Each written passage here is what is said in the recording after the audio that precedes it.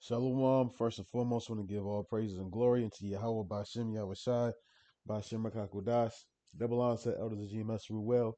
Peace, salutations, and shalom. This lesson is about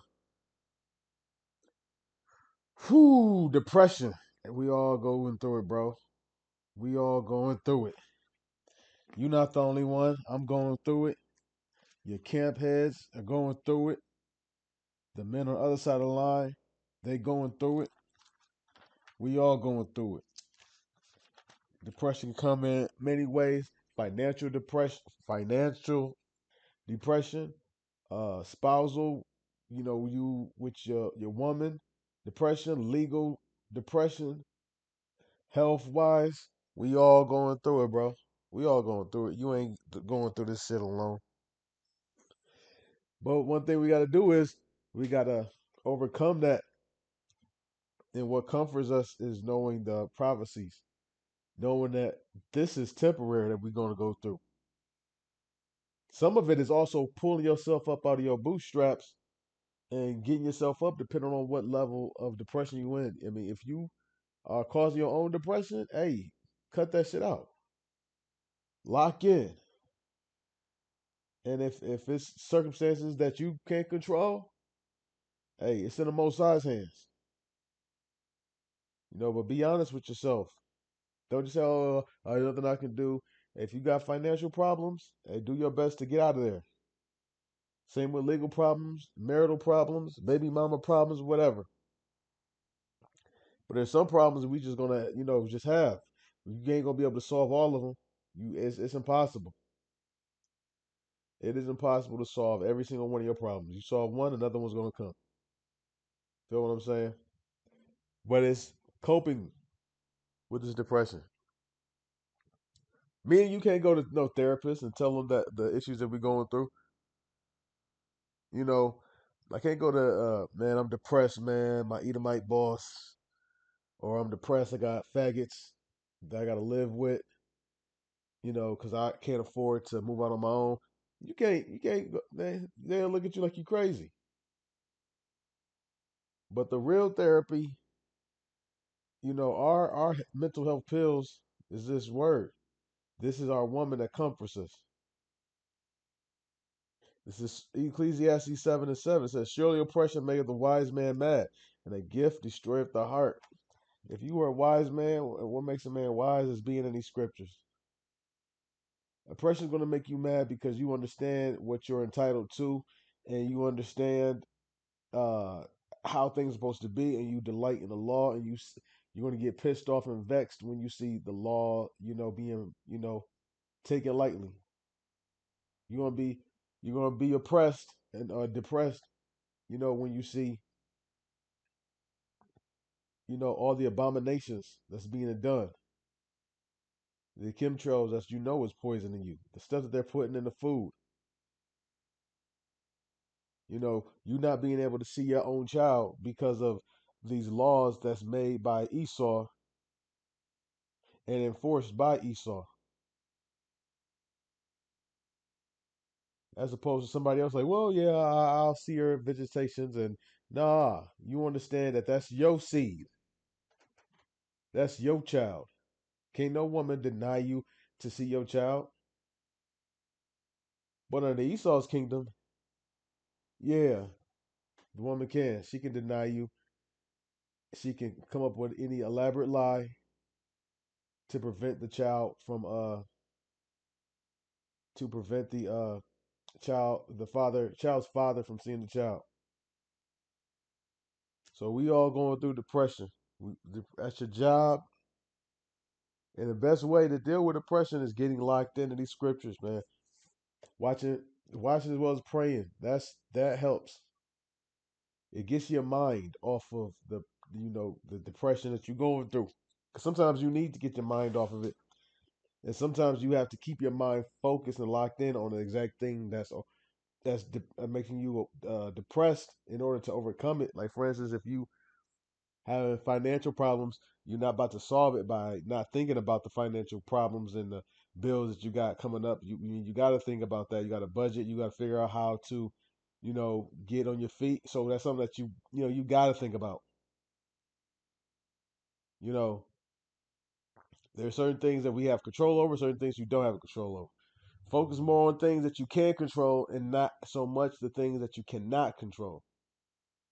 You know, you can't control if a job hires you, but what you can control is how well you do your resume. You can't control how well that you go in there prepared. If you go in there wearing hoodies, some Crocs, and now you got niggas wearing bonnets, a bonnet on your head, you know, and some cargo shorts, you know, with your hands in your hoodie pockets, you know, slouched, you know, down in your chair with a poor posture. You know, there's certain things you can't control. Praying, prayer without faith without works is dead. You know, we have a very depressing, a very depressing captivity. But ultimately, why are we in it? Because us not keeping the law, statutes, and commandments. This is Isaiah chapter 30 and verse 20. It says, "And though Yahweh will give you the bread of adversity and the water of affliction, yet shall not thy teachers be removed into that corner anymore, but thine eyes shall see thy teachers." Now, the portion of this verse I want to focus on is it says, "And though the Yahweh will give you the bread of adversity, depression. However, your teachers shall not be moved in the corner." And your teachers, when you listen to them, that song is being the song that helps you. That's therapy. When you're going through depression, songs helps with depression. And this is the best song that could ever be sung, and it helps you. You know, for athletes getting ready for a big game, he got his headphones on. He listens to the song. You know, when you're going through depression, you know, one of the things that they do is they play songs. You know, to help you get out of there, help you to grieve. But this is that song. The song that lifts you up, helps you to grieve. It's the best song ever written. So you play this song, you listen to the elders, your teachers, and sometimes it makes you feel like, man, we getting closer and closer. Because as much depression as you going through, trust me, believe me, these 2/3 they going through oppression as well. Now they might not be mad because they're not wise about it. You know, they might just be content with their oppression. They might be content with being a 9 to 5 slave, but they're still being oppressed. They might be content with only seeing their child, you know, once every week or once every month.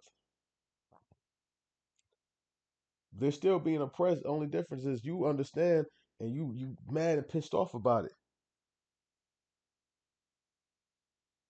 You know, and this is when you think about it, you won't want it any other way. You want to be able to be like, when you finally get revenge on your enemy, you want this pent up anger.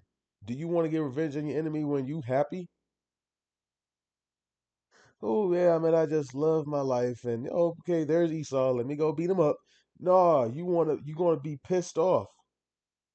You gonna be pissed off at niggas. You gonna be pissed off at Esau because the conditions that he put our people in to make us do the stuff that we do, putting drugs in our community and stuff like that, redlining, denying us of jobs and applications, putting chemtrails in the neighborhoods that we're in, unleashing diseases against us, bio warfare. You're gonna be mad about that. But the scriptures, man, this is really therapy. It's therapy hearing about Iran being bombed, because you understand we're that much closer, man.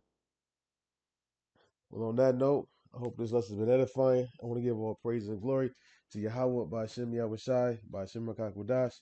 That belongs to the elders of GMS Ruel. Peace, salutations, and shalom.